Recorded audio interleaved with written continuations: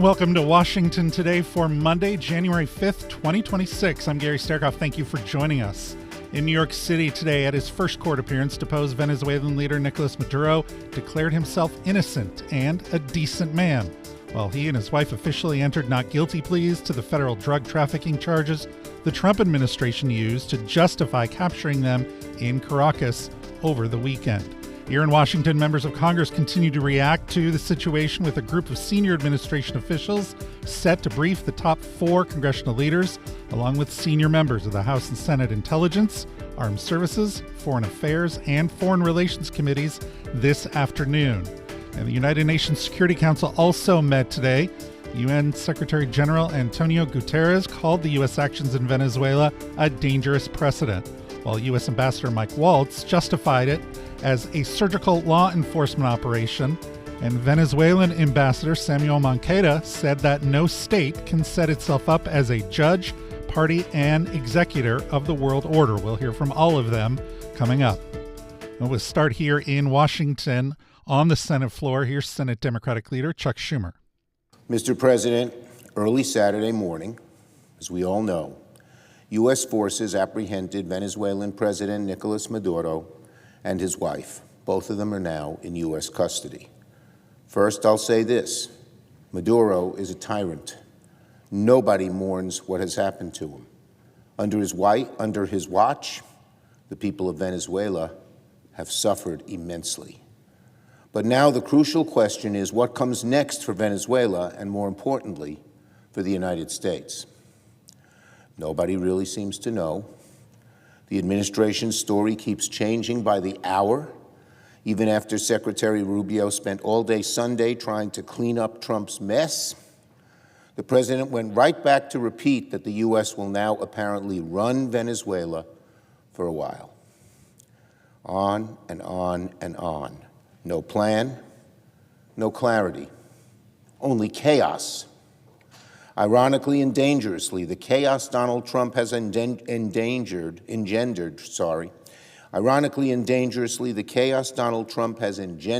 Venezuela leads him on, in his mind, to think he should try the same thing in Colombia, in Iran, even in Greenland. But the danger in Venezuela is only beginning. Donald Trump has opened a Pandora's box, and things will get out of hand very quickly. And if Donald Trump tries to do to Colombia and Greenland what he did in Venezuela, the disasters and consequences could compound exponentially, as bad as Venezuela alone was going to be. Whenever our country has gotten involved in this kind of regime change and nation building, American families pay the price in blood and in treasure. That's what happened in Iraq, for instance. The American people did not sign up for this kind of military adventurism when they voted for Donald Trump. They wanted a president focused on America first, focused on lowering the cost of living, lowering health care costs, lowering grocery prices. Just like Donald Trump broke his promise to release the Epstein files, he's now breaking his promise to end American involvement in the endless wars. I warn my Republican colleagues. The backlash from the MAGA base on the war in Venezuela will be swift, fierce, and thunderous, just like it was with the Epstein files. And if the Republicans go along with Donald Trump on Venezuela, Americans will pay the price in blood and in treasure, while Republicans could very well pay the price politically. In the meantime, the next step for Congress is clear. We must stop Trump's folly by invoking the War Powers Act. Later this week, I'll join Senator Kaine and Senators Schiff and Senator Paul, forcing a vote on our War Powers resolution, a bipartisan measure that will affirm Congress's authority on matters of war and peace when it comes to Venezuela. If there was ever a time for Republicans to step up to the plate and stand up not just for the authority of Congress, but for our national security, our safety, that time is now. Senate Democratic Leader Chuck Schumer on the floor earlier today. Senate Republican Leader John Thune posted this on social media. For years, Nicolas Maduro, the cartel he leads, and other cartels in Latin America have trafficked drugs into the United States, which have killed hundreds of thousands of Americans. President Trump's decisive action to disrupt the unacceptable status quo and apprehend Maduro through the execution of a valid Department of Justice warrant is an important first step to bring him to justice for the drug crimes for which he has been indicted in the United States. I'm grateful for the brave men and women of our armed forces who carried out this necessary action. That from Senate Republican leader John Thune on social media. Now, House Democratic leader Hakeem Jeffries also spoke to reporters. House Democrats are going to continue to fight to lower the high cost of living, fix our broken healthcare system, and make life better for everyday Americans. While Donald Trump and the administration is off starting wars, most recently connected to the unauthorized military action in Venezuela. This wasn't a law enforcement action. They're lying to the American people when they say that. It was an unprecedented military action. And yes, in fact, it is the case that Maduro is a bad guy, a dictator, someone who was not the legitimate head of government or head of state in Venezuela. We also know that the future of the Venezuelan people should be determined by the Venezuelan people, not by Donald Trump, Pete Hegseth, or Stephen Miller. Are you kidding me? These people don't even know how to run the United States of America. And we're supposed to believe that there's any credibility to the notion that the Trump administration is going to run Venezuela, a country of 30 million people in South America. The American people reject the possibility of another unjustified foreign war that seems to be on the horizon because of Trump's desire to reward big oil in the United States of America, while continuing to not do a damn thing to make life better for the American people. Leader Jeffries also talked about what he's looking for in this afternoon's meeting with senior White House officials. We're going to have a conversation with the administration within the hour when the leaders of the House and Senate on a bipartisan basis are going to be briefed at the highest levels by so-called Secretary of Defense, Attorney General, as I understand it, Secretary of State, the Chairman of the Joint Chiefs of Staff, and the CIA Director. There are a lot of questions that need to be answered on behalf of the American people. So that's the next step that's in front of us right now. What's clear is that the administration took military action without congressional approval. It was military action, not a law enforcement action, despite what members of the administration are claiming right now. And the notion that the American people are supposed to believe that the military action that the Trump administration took had anything really to do with a counter-narcotics effort is belied by the fact that it was Donald Trump just a few weeks ago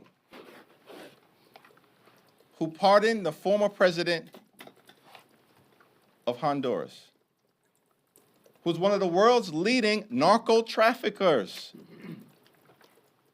The former president of Honduras was convicted by an American jury of narco trafficking, of jamming more than 400 tons of cocaine into the United States of America. He was sentenced after being convicted by an American jury to 45 years of hard time in federal prison. Former president of Honduras said he wanted to jam cocaine down the nostrils of the gringos. And this is the person that Donald Trump pardoned? And the American people are now supposed to believe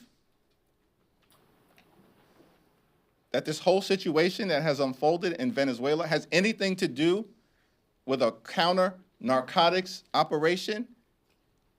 Get lost. House Democratic Leader Hakeem Jeffries speaking to reporters. House Speaker Mike Johnson also spoke to reporters about this afternoon's meeting. Listen, we're going to this getting a big briefing. We're looking forward to getting additional information. I spoke with the President of the United States, the Secretary of State, Secretary of Defense within hours of the operation. This was one that did not require prior authorization by Congress. It just required notification.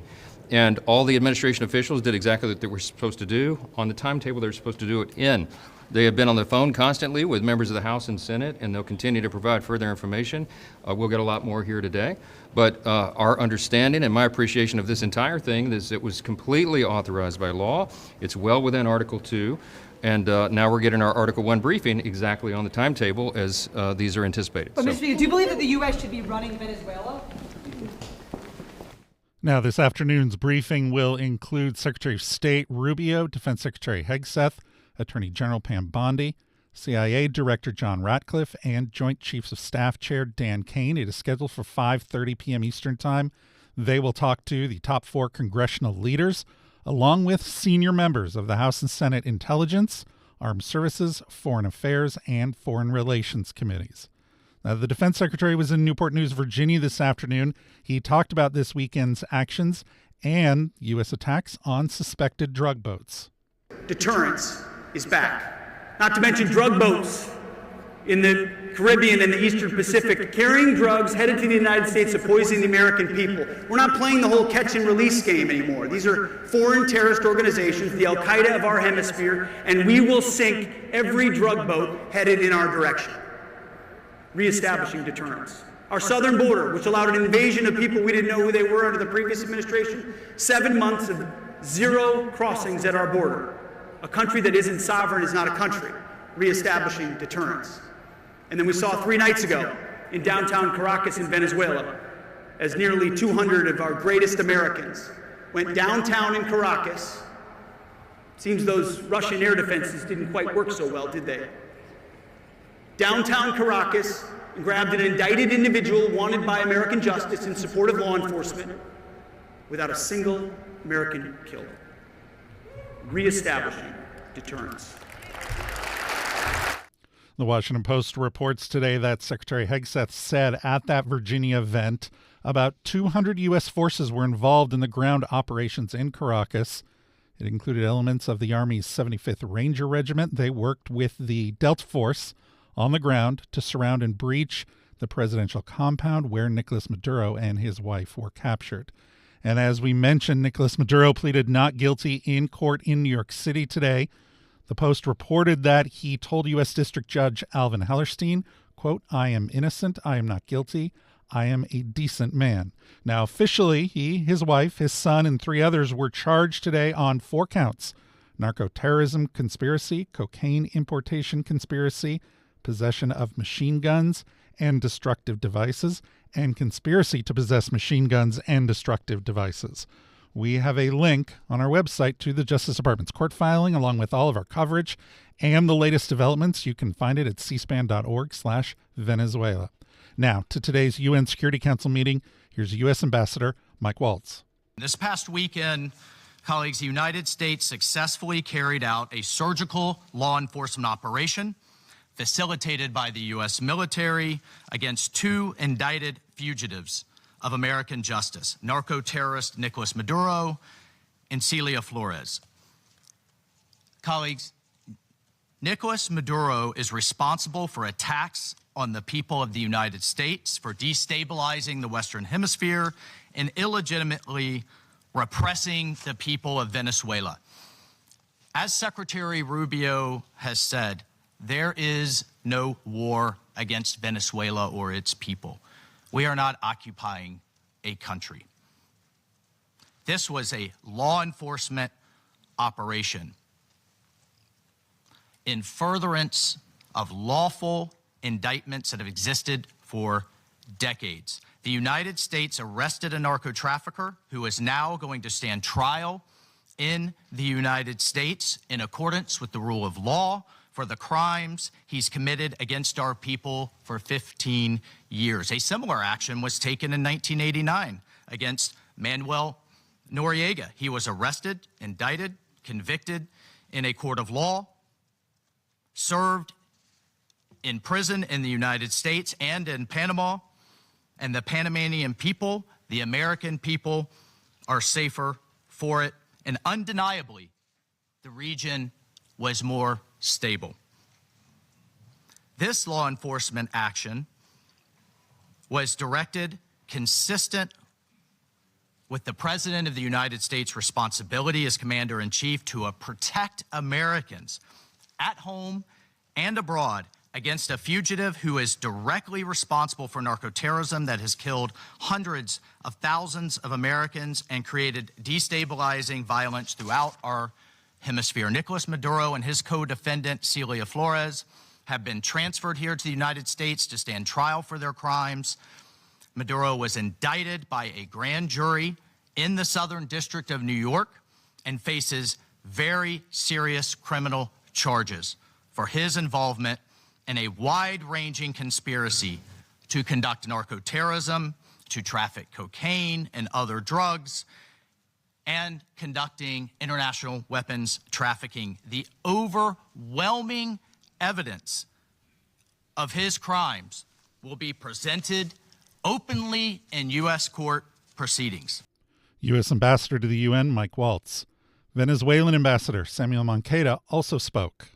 Mr. President, on January 3rd, 2026 is a date of profound historical significance, not only for Venezuela, but for the international system as a whole. On that day, the Bolivarian Republic of Venezuela was the target of an illegitimate armed attack, lacking any legal justification by the government of the United States of America, which included bombing of our territory, the loss of civilian and military lives, the destruction of civilian infrastructure, essential infrastructure, and the kidnapping of the constitutional president of the Republic, Nicolas Maduro Moras, and the First Lady, Celia Flores. Venezuela comes before this council today with a deep conviction that international peace can only be sustained if international law is respected without exception, without double standards, and without selective interpretations. The events of January 3rd constitute a flagrant violation of the UN Charter perpetrated by the US government, in particular the violation of the principle of sovereign equality of states, of the absolute prohibition of the use or threat of use of force against the territorial integrity or political independence of any state, as enshrined in Article 2, Paragraph 4. And a violation of the duty to settle disputes by peaceful means. Similarly, these acts also seriously violate the Geneva Conventions and its protocols, as indiscriminate attacks were carried out against the civilian population and assets. International human rights law has also been violated, particularly the right to life, personal integrity, and security. Of particular seriousness is the kidnapping of the President of the Republic by the government of the United States of America, which constitutes a direct violation of an essential norm of the international legal order, namely the personal immunity of heads of state in office. This immunity is not an individual privilege. It is an institutional guarantee that protects the sovereignty of states and the stability of the international system. Its disregard not only affects Venezuela, but also sets an extremely dangerous precedent for all states represented in this chamber, regardless of their size, power, or alliances. Mr. President, General Assembly Resolution 3314 clearly defines as an act of aggression the bombing of the territory of one state by the armed forces of another state. as well as the invasion or occupation, even without formal annexation. The events we are denouncing here unequivocally fit this definition. Venezuelan ambassador to the UN, Samuel Moncada, speaking through an interpreter. He also said the real reason for the U.S. operation was Venezuela's oil. While General Assembly Resolution 2625 establishes that the territory of a state shall not be subject to military occupation as a result of the use of force in contravention of the UN Charter. Allowing such acts to go without an effective answer would amount to normalizing the replacement of law by might, while eroding the very foundations of the collective security system.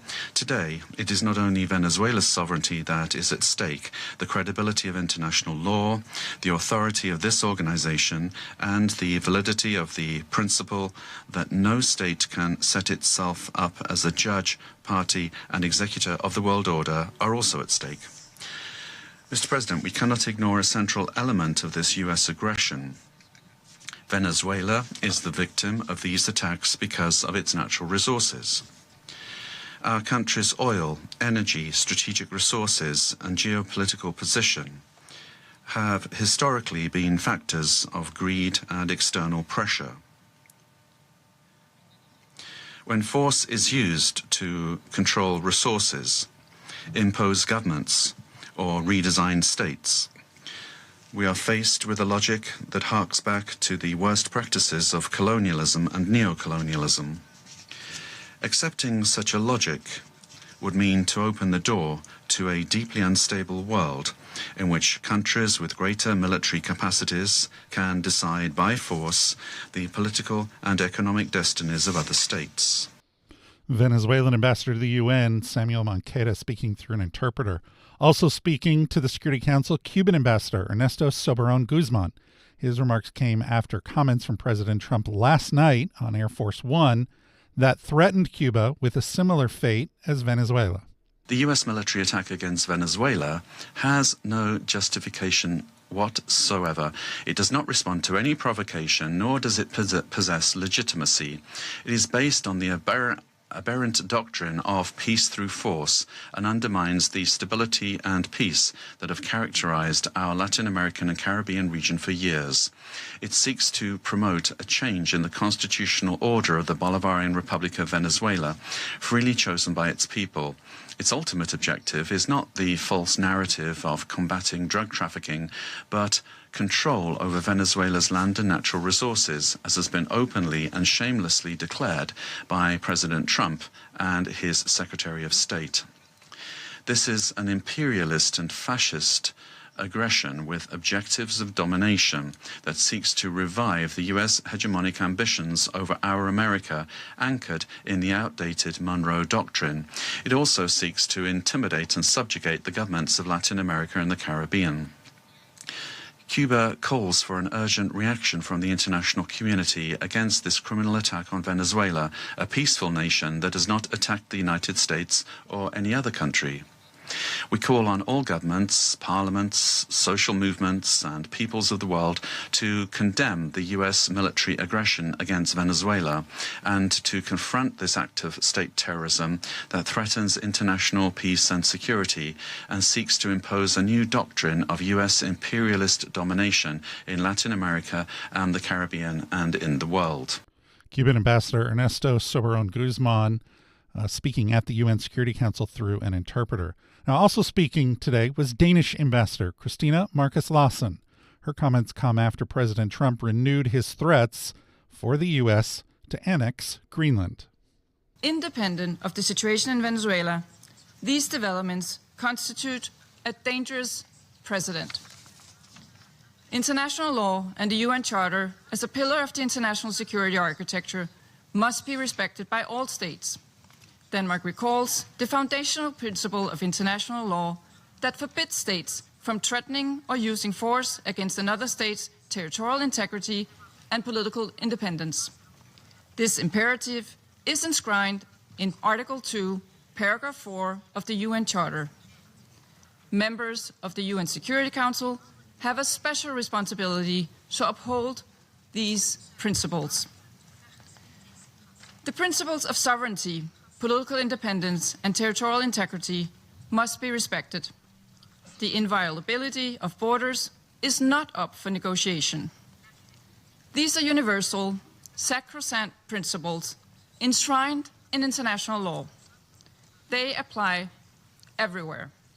Ambassador Lawson's comments come as Danish Prime Minister Mette Frederiksen told Live News in Denmark, quote, if the United States were to choose to attack another NATO country, then everything would come to an end. The international community as we know it, democratic rules of the game, NATO, the world's strongest defensive alliance, all of that would collapse if one NATO country chose to attack another. Now, you can see all of today's UN Security Council meeting at cspan.org and the C-SPAN Now mobile app. So where could the U.S. case against Nicolas Maduro be going? Here's Niall Stanage, White House columnist for The Hill. I think one thing we should be candid about is that there are still elements of this whole circumstance that we don't really know the answer to. One fascinating question to me is, what happens if Nicolas Maduro is acquitted? Then what? Is that possible? I mean, he has the right. Let's say probable. He has the right to defend himself, certainly. He has the right to argue, for example, that he is the leader of Venezuela and therefore enjoys sovereign immunity. That would not be an acquittal, but it would result in the dismissal of the case if he were able to persuade the court of that point. So that he was a sitting head of state, right, and he could not be prosecuted. Exactly, yes. That's what sovereign immunity is. It's the widely accepted view that you cannot criminally prosecute the head of state of another nation. Now, this, I mean, without getting into the legal intricacies of this, the counter-argument is that the United States administration does not recognize Maduro and did not recognize Maduro as the legitimate leader of Venezuela even before the events of the past 72 hours approximately. Therefore, he wouldn't be entitled to that. But these are some of the whole tightly knotted ball of questions that are around in all of this. Niall Stanage, White House columnist for The Hill on this morning's Washington Journal. You can see all of that segment at cspan.org and the free C-SPAN Now mobile app. You're listening to Washington Today. On this episode of BookNotes Plus with our host, Brian Lamb. Irish-American writer Frank McCourt wrote a book in 1996 that was on the New York Times bestseller list for over 100 weeks. Over the next 20 years, Angela's Ashes sold close to 10 million books worldwide. It was translated into 24 languages. McCourt, who was born in New York City, moved with his family to Limerick, Ireland for his childhood years. Frank McCourt died at age 78 in 2009 of melanoma cancer. He was a guest on the BookNotes television program on September 19, 1996. We revisit an interview with Frank McCourt and his book, Angela's Ashes, a memoir. BookNotes Plus with our host, Brian Lamb, is available wherever you get your podcasts and on the C-SPAN Now app.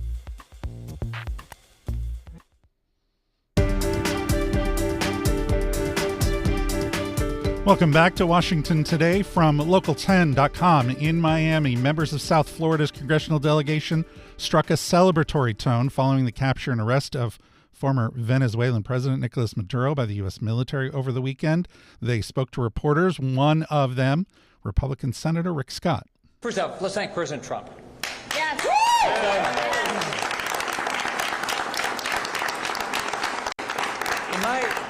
In my lifetime, he's the first president that really cared about Latin America. And he knows that we've got to make sure we have freedom and democracy in Latin America if we want to have a safe America. All right, we love all the people that have come to Miami, come all over Florida, come all over the United States, from countries that have had problems, but guess what? People want to live in their country. And what we want is we want more trade with these countries, more opportunities for these countries, and President Trump has done it. I want to thank Marco Rubio. I don't think this should happen.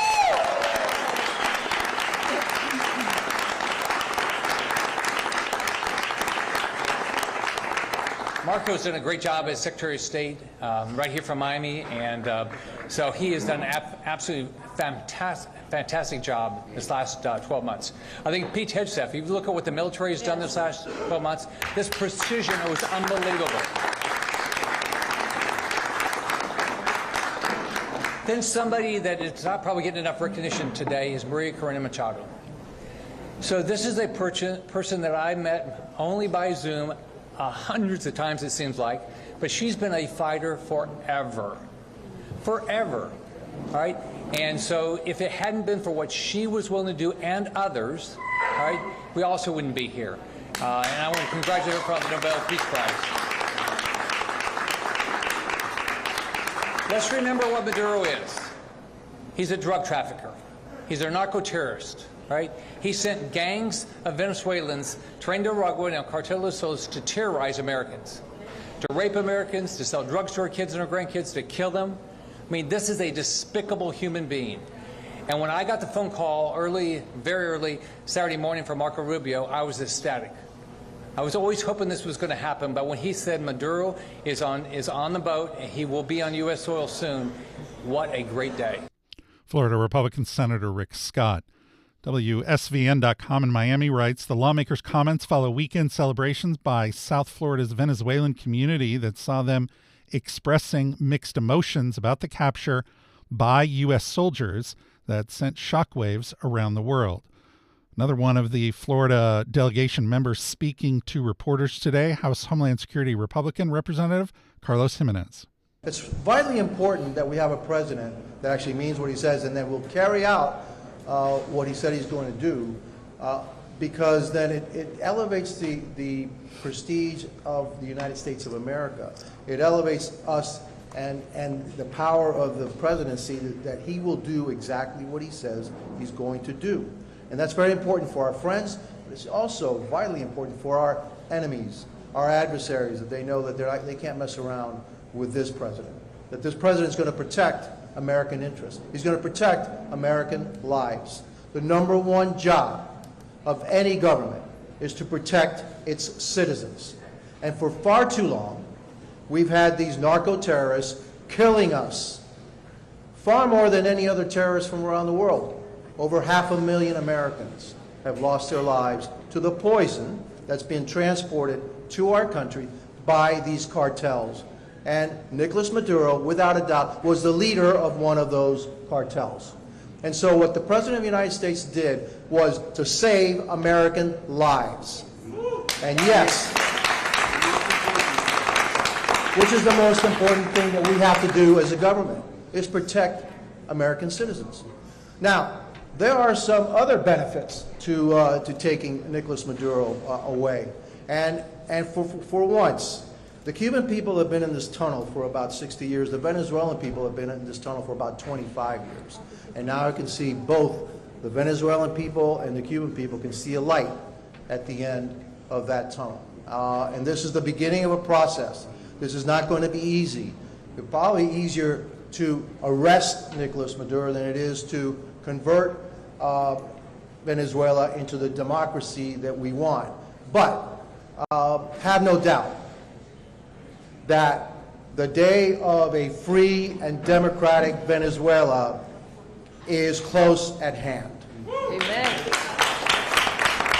House Homeland Security Republican Representative Carlos Jimenez from Florida. He also sits on the Armed Services Committee. You can see all of that event at cspan.org and the C-SPAN Now mobile app. From NBCNews.com, the Centers for Disease Control and Prevention is recommending fewer routine shots for children. The updated schedule now covers vaccines for 11 diseases. That's down from 18 and more closely mirrors the childhood vaccination schedule used in Denmark. NBC News goes on to write, senior health and human services officials say the overhaul is aimed at restoring public trust in vaccines following widespread skepticism that grew during the COVID-19 pandemic.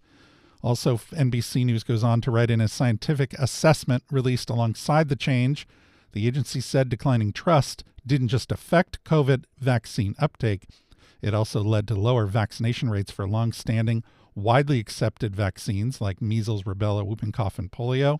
The report also calls for more and better science around vaccines, though it stops short of saying any specific vaccines are unsafe or should be avoided. That all from NBCNews.com. And from AZCentral.com, in Phoenix, the Pentagon has moved to censure, demote, and reduce the pension of Democratic Senator Mark Kelly over his involvement in a video urging troops to refuse illegal orders. Defense Secretary Pete Hegseth said in a statement that Senator Kelly's words in that video were, quote, reckless and seditious in nature. His statement goes on to say, as a retired Navy captain who is still receiving a military pension, Captain Kelly knows he is still accountable to military justice. The Department of War and the American people expect justice. Well, Senator Kelly responded on social media today. I've got a question for you. How many generations of Donald Trump's family have served in the military? 0. Now, for me and my family, service to our country is in my blood. My great-grandfather served in the U.S. Navy after immigrating from Ireland. Both of my grandfathers served during World War II. Both of my parents wore uniforms. My dad in the 82nd Airborne, and both of them as career police officers. And when it was our turn, my brother and I started as volunteer EMTs, as teenagers, before becoming Navy captains, pilots in the United States Navy, and NASA astronauts. Donald Trump, he deferred the draft 5 times because he had bone spurs. Look, not everyone has to serve in our military. I get that. But when you're gonna question my patriotism and lecture me about duty to this country and threaten me with a court-martial, 4 generations of service to this country earns me the right to speak. 5 deferments earns nothing.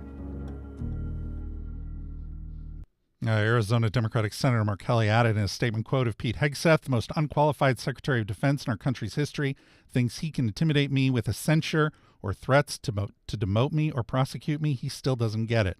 I will fight this with everything I've got, not for myself, but to send a message back that Pete Hegseth and Donald Trump don't get to decide what Americans in this country get to say about their government.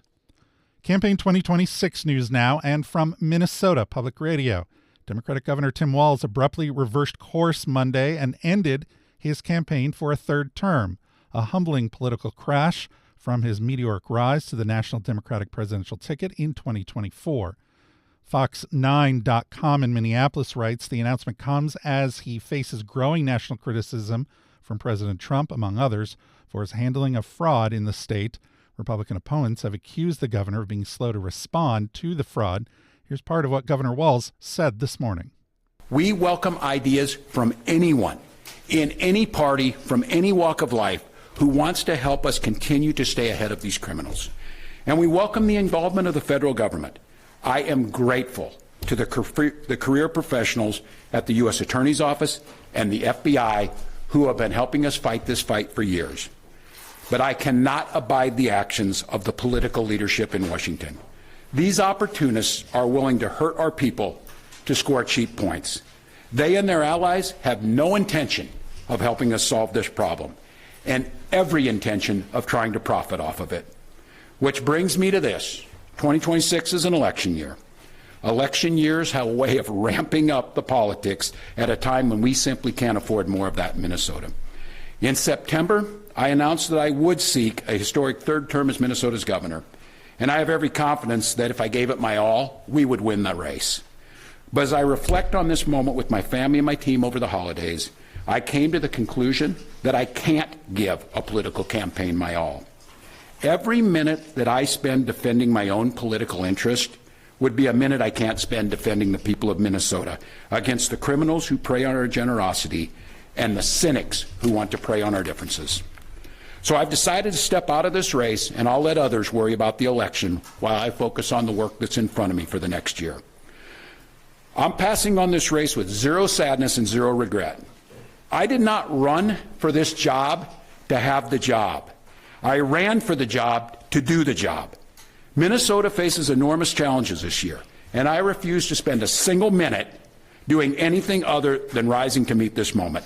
Minnesota has always come first and always will. Minnesota Democratic Governor Tim Walz.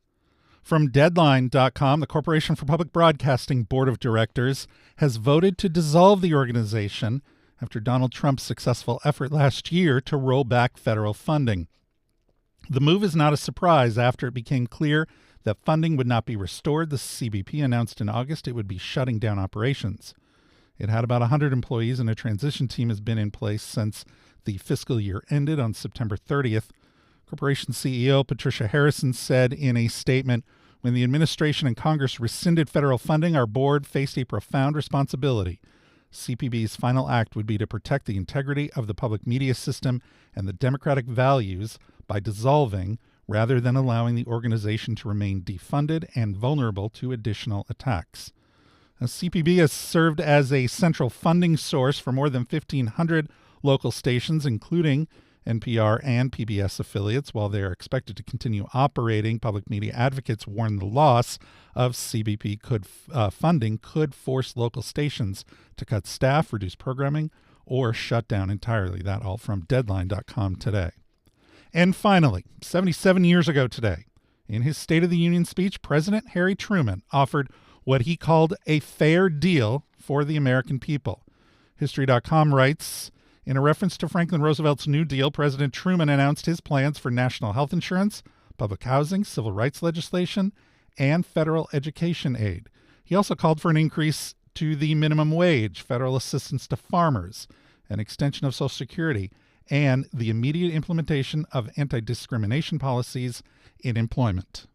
The American people have decided that poverty is just as wasteful and just as unnecessary as preventable disease. We've pledged our common resources to help one another in the hazards and struggles of individual life. We believe that no unfair prejudice or artificial distinction should bar any citizen of the United States of America from an education or from good health or from a job that he is capable of performing.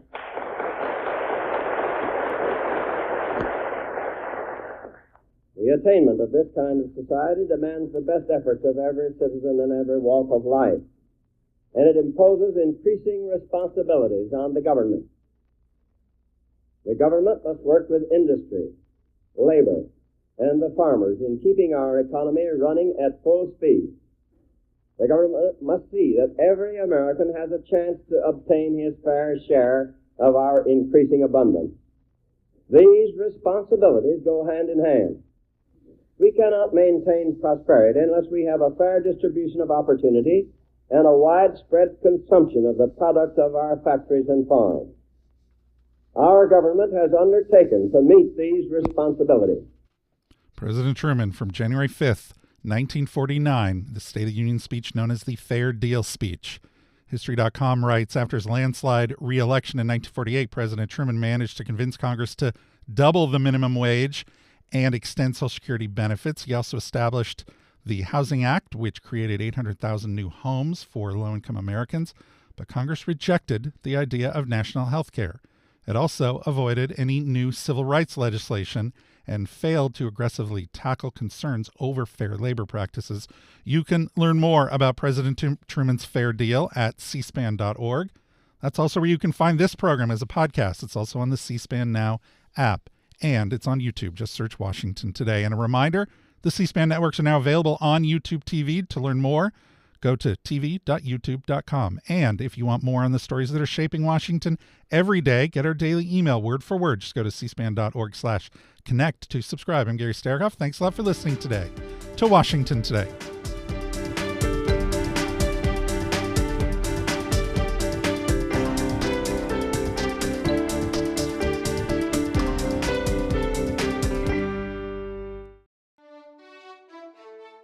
C-SPAN's Washington Journal, our live forum inviting you to discuss the latest issues in government, politics, and public policy. From Washington and across the country. Coming up Tuesday morning, Associated Press congressional reporter Mary Claire Jelonic talks about her book Storm at the Capitol, an oral history of January 6th. Then Johns Hopkins University's Cynthia Arntzen and the Foundation for Defense of Democracy's Mark Montgomery will talk about the impact of the Trump administration's actions in Venezuela. C-SPAN's Washington Journal. Join in the conversation live at 7 Eastern Tuesday morning on C-SPAN. C-SPAN Now, our free mobile app, or online at cspan.org.